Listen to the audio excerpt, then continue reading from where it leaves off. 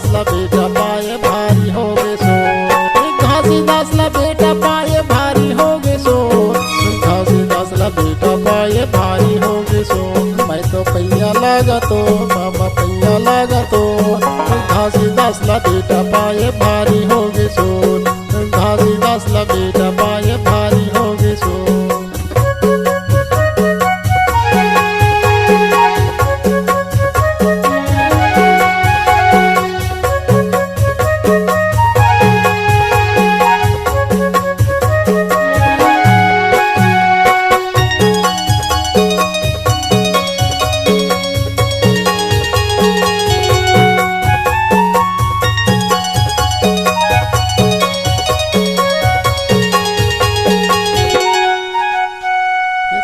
तयो लोकले बाबा तय चले आए हो, तय चले आए भटकत हंसल पार लगाए हो, पार लगाए।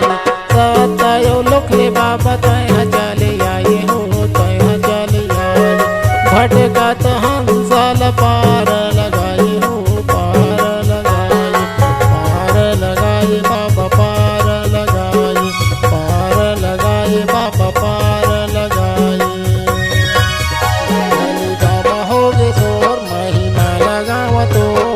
कर दे सहारा बाबा यागी तय हमो, कर दे सहारा बाबा यागी तय हमो।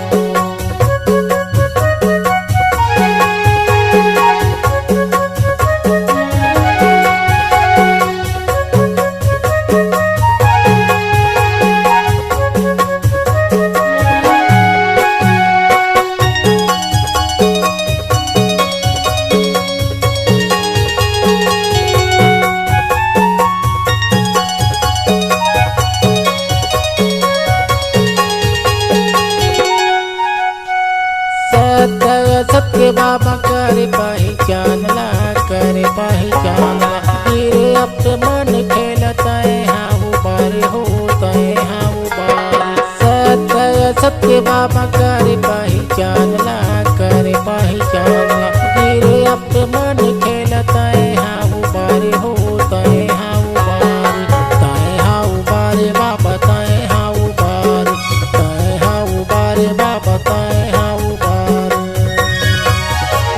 तो पैया पारा तोर बाबा घासीदास मोर, कर दे सहारा बाबा यागी तय हमोर, कर दे सहारा बाबा यागी तय हमोर।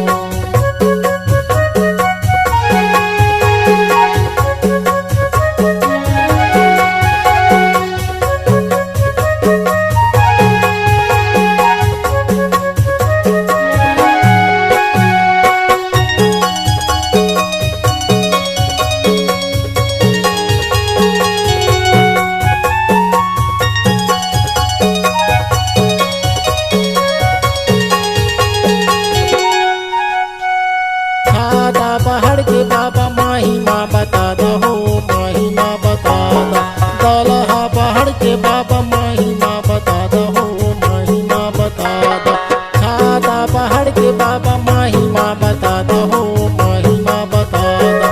दलहा पहाड़ के बाबा महिमा बता दो, महिमा बता दो। महिमा बता दो बाबा महिमा बता दो, महिमा बता दो बाबा महिमा बता दो। जानी बाबा मोर सतधारी बाबा मोर, कर दे सहारा बाबा यागी तय हमोर, कर दे सहारा बाबा यागी तय हमोर।